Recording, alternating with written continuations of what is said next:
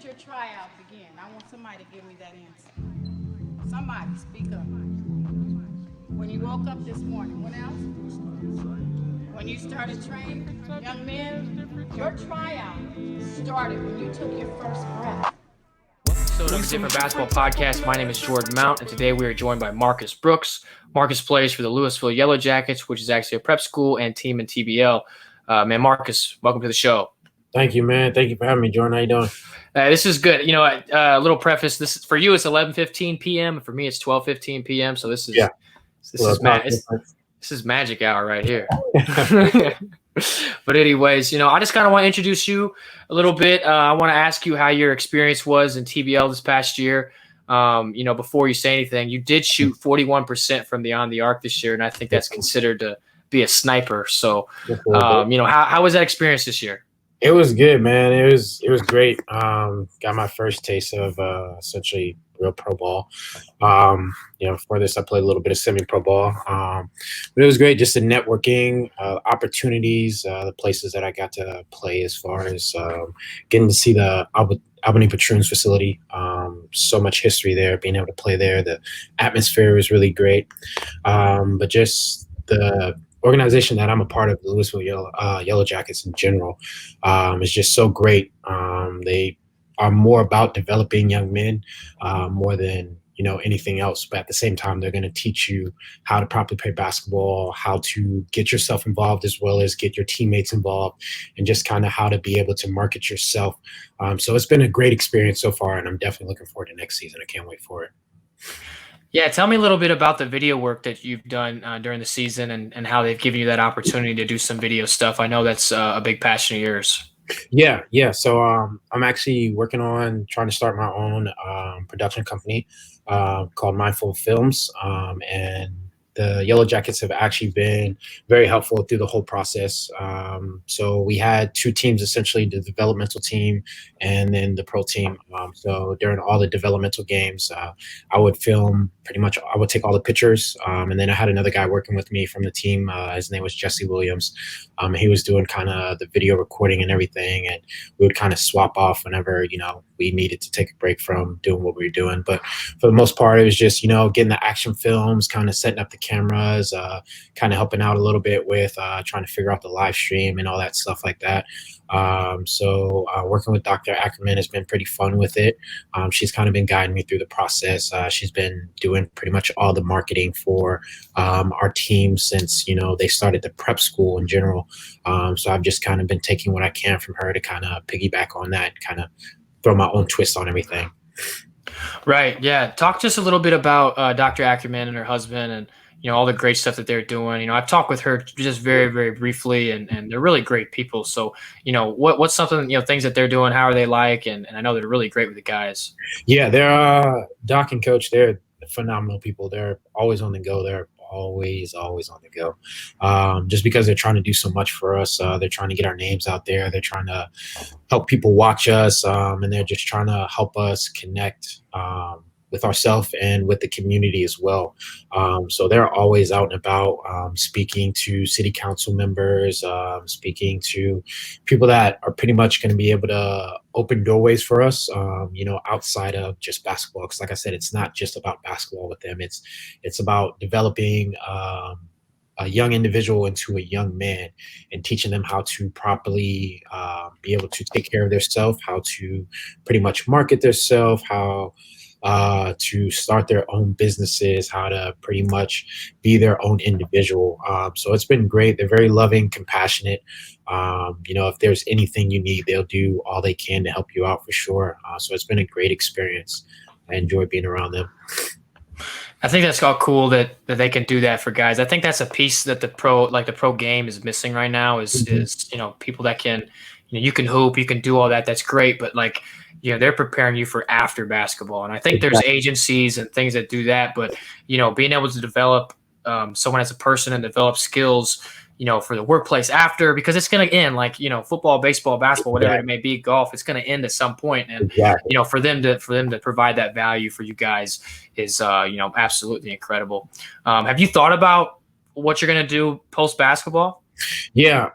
So post basketball is essentially going to be, working on my whole production company. That, and then as well as I want to start up like a chain of personal training gyms for basketball, and then eventually add on to that and do more sports. So I want to start off with the basic sports, so pretty much like basketball, football, soccer, and then kind of just branch out to there. As you know, the need for more sports increases, or kids get interest in other sports and things like that. Just kind of depending on the areas, the locations of the gym, and everything like that. But it's pretty much just going to be a lot of self-made stuff. So working on my production company, trying to train, and then just pretty much getting into investing, real estate, really. Mm-hmm.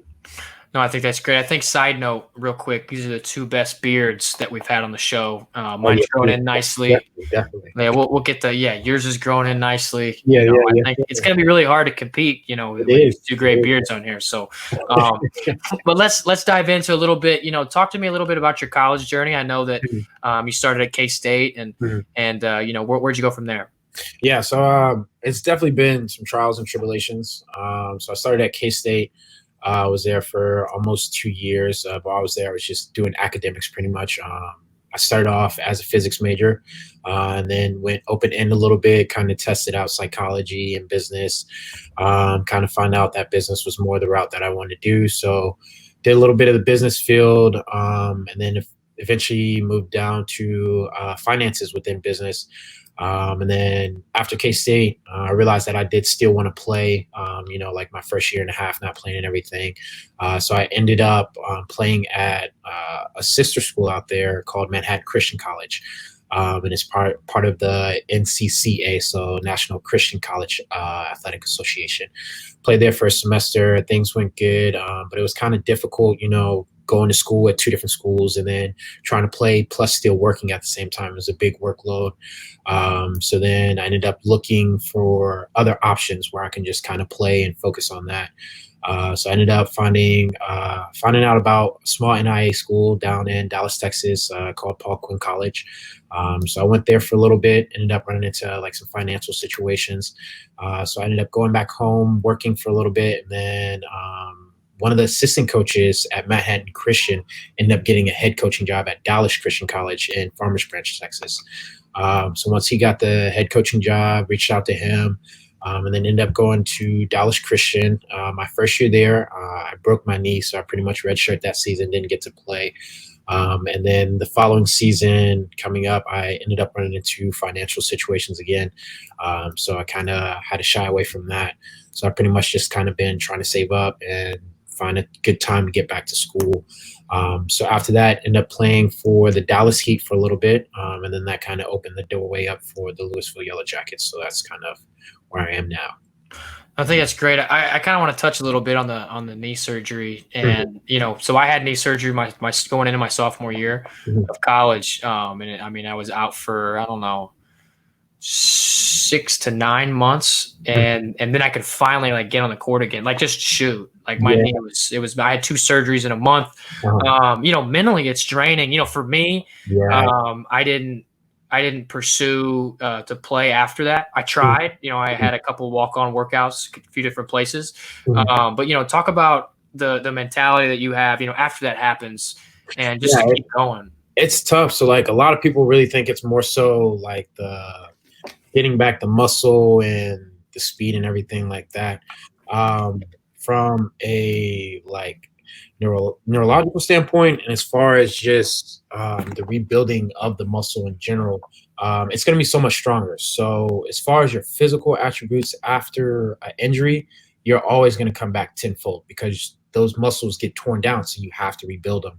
And if you're rebuilding them properly, then they're going to essentially grow more and get stronger.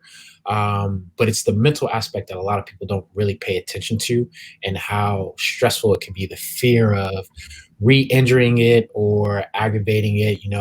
Days you wake up, it's raining outside, so you can feel when it's raining, and you just have a constant ache wherever that injury is. Just whether you tweak it too hard, bang knees with somebody at practice, or if you have a messed up foot or something like that, and you put too much pressure on it, it's just always that feeling in the back of your head that you're going to mess it up again. So that can really take a toll on your body, as far as the mental aspect, and kind of deter you from actually going back to the way you played, or trying to progress forward. But I mean, if you can get past that mental roadblock, then the sky's the limit. Like I said, as far as the physical attributes, like those are gonna increase tenfold, just because of the process of rebuilding the muscles and everything. So I would say to people, more so focus on your mental aspect when you're dealing with an injury, because that's going to be the biggest part to actually overcoming that injury and getting back to either where you were or trying to go be up that above that. Yeah, that's that slow grind, man. That Yeah, stuff, that yeah, stuff's tough. You'd be like, like the point you make of the rain, like when it's raining or cold, yeah, you're in Texas kind of, so like, uh, but in Indiana, it'd snow, and I'd be like, yeah, dang, I don't even want to, get up today, yeah, right? Because it's just so stiff. You're like, man, exactly. this is nuts. But no, I think your story is great. Just being able to come from an injury and then not playing and all this stuff, and then finally being able to play pro basketball is incredible.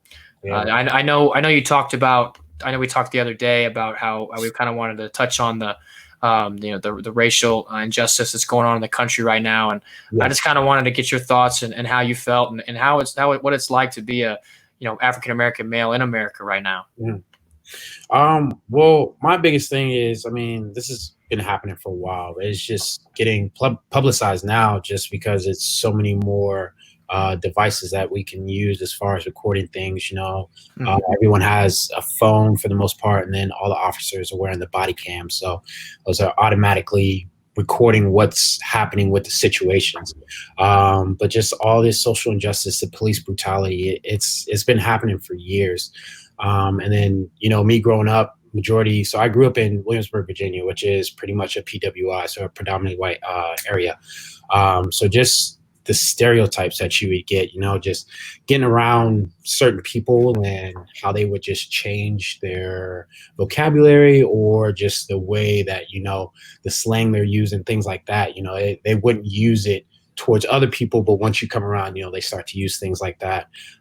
Just as well as having that stigma, kind of being wanting to be educated and actually be able to articulate my thoughts and things like that.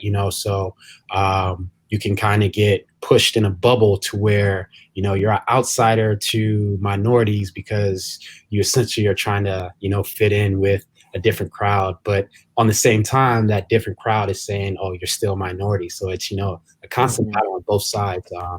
But I just my whole thing is just education is the key to all of this, man. Because ignorance is bliss, really. So if we can just educate as many people as possible about the situation that's just going on, and just how just racism as a whole is more than just black and white. It's a systematic thing. Like it has to do with housing. It has to do with education. It has to do with employment. It has to do with imprisonment, man. It's so many different levels to it.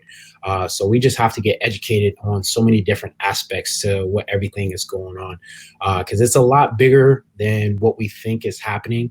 Because the police brutality is just ultimately a trickle down effect of what's been happening in between, the upper class, the middle class, and the lower class, and everything like that. So this is just essentially a response to kind of how things have been trickling down. But I mean, unity, man, love is the only way we're really going to overcome any of this. You can't push out dark with dark. The only way you can push out dark is with light, So it actually goes the same thing with love and hate. The only way you're going to push out hate is with more love. And I mean, it's tough, but we all go through things, and it's things that we have to talk about. Like granted, I haven't been in too many situations where it's been too life-threatening, but I have come across a few encounters. I have been pulled over a few times, and they've searched me pretty much unlawfully just because of accusations or assumptions. But according to the law, if they have some type of reason to search you, then they will. But I've never gotten found of anything, or actually they've actually had proof that I'm doing anything. Because for the most part, it's just them not feeling safe or feeling threatened or whatever with the situation.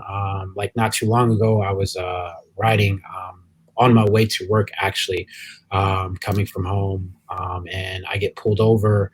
And apparently, the situation was there was a murder, I guess, in the area that I live in, and my car had fit the description of the car that was involved with the crime. So, I get pulled over, and they bring out, like, literally, it was like 5 or 6 squad cars, and like 10 officers are just like surrounding my cars. And like the whole time they're going through the procedure, they're not telling me what's happening, what's going on. Like, they're just going on about their business, not caring about my safety or anything like that. And then come to find out, my car wasn't the right car. They were saying, like, fog lights were messed up on the other car. My lights worked perfectly fine. And then the guy was like, well, the officer that actually pulled me over was like, my rims didn't even match the car that they had in the description and all this other stuff. So it's just like they took so many unnecessary steps just to find out that, that I wasn't even the person that had anything to do with the situation. So it's just things like that. And then like little things when, I was going to K-State, it'd be times where I'll be walking through campus and I'll be eating on an apple or something like that. And I would just toss the apple core. And it's been times where I've been, approached by an officer because I tossed a apple core and I'm getting questioned down and I'm just eating an apple on my way to class, So it's just like different situations like that. It's just growing up in different environments. It's little things like that that happen to minorities that, the majority don't really understand or they can't really relate to because it's not happening to them, like if someone that isn't a minority, like throws an apple core, a banana or something like that out, they're not really going to get approached about it. Somebody might say, just toss that in the trash can or something, but it's not going to be to the same degree that we would get the same, attention. Like it's a lot more questions. It's a lot more pressure, when we're in those type of situations. So we could just educate ourselves on just the whole systematic thing about racism. Then I feel like it could open the doorway to a lot more things and us actually understanding each other and kind of figuring something out, Wow. That's, man, I'm sorry that you had to go. I mean, that's just incredible to me because like, it's so prevalent everywhere, right? And you can't say it doesn't exist. We can't pretend like it doesn't exist anymore. And I had a buddy and he sent me an article and it's like, the article, the whole premise was, how are we going to move forward?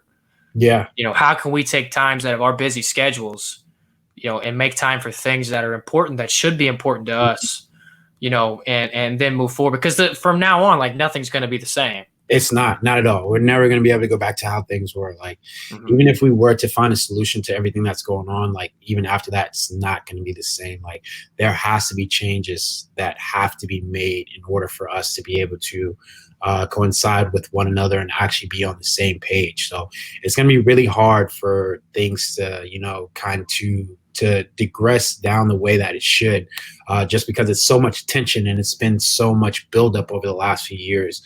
It's just going to be hard for things to just go back with the snap of the fingers, like we even got people arguing in the NBA whether they think it's appropriate to play right now or they shouldn't. So, it's going to continue to build up like that until we actually all get on the same page and actually realize that the only way we're going to solve things is loving one another, No, I think love is the only answer to what we have. And, for me, my dad is white. My mom's from Pakistan. My stepmother is African American. I see all these cultures, and it's just I think it's great. Wherever you come from is amazing, and I would love to learn about that.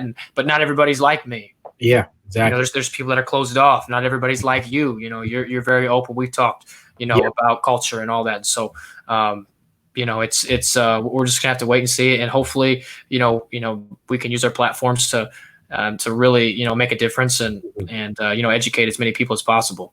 Exactly. That's the ultimate goal, man. If we can just do that, anyone that has any type of platform whatsoever, whether you're just blogging or you write or you have a platform that's as big as a TBL or the NBA or the G League or anything like that, just anything you can do to essentially get your message out.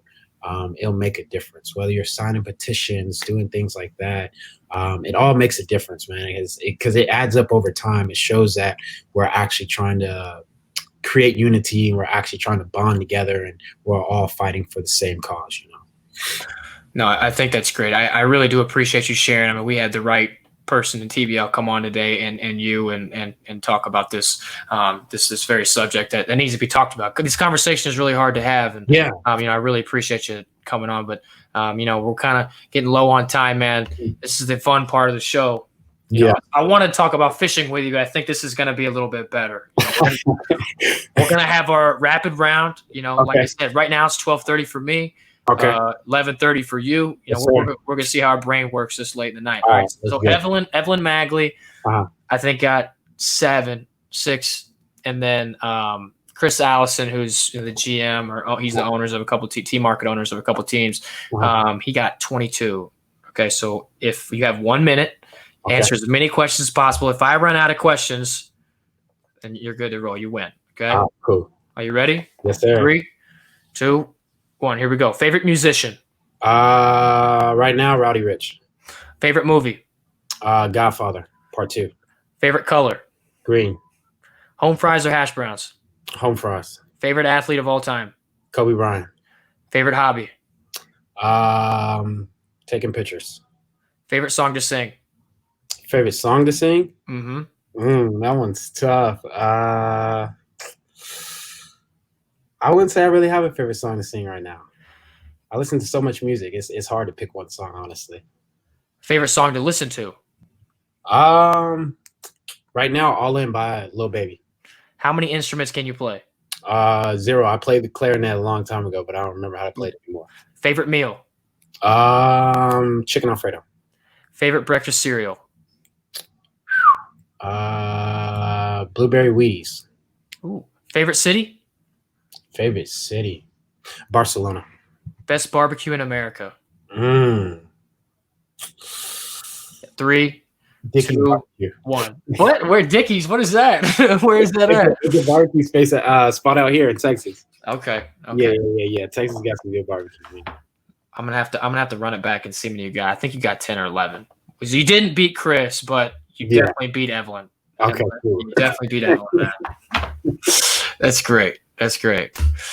Well, Marcus, I really appreciate you coming on. I thought this conversation was great. It's a tough one to have, and you know, the listeners love learning about you. But I think the greatest thing is your perspective and just telling people and letting people know and use your platform. So yeah, man. Marcus, again, man. Yeah, this is great. So thanks for coming on the show. To all the listeners, any opportunities to play in TBL are coming up.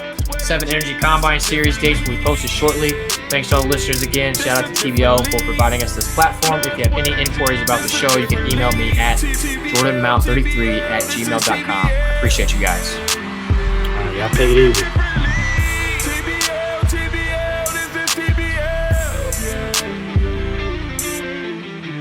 Stand up, the energy is live this year. 20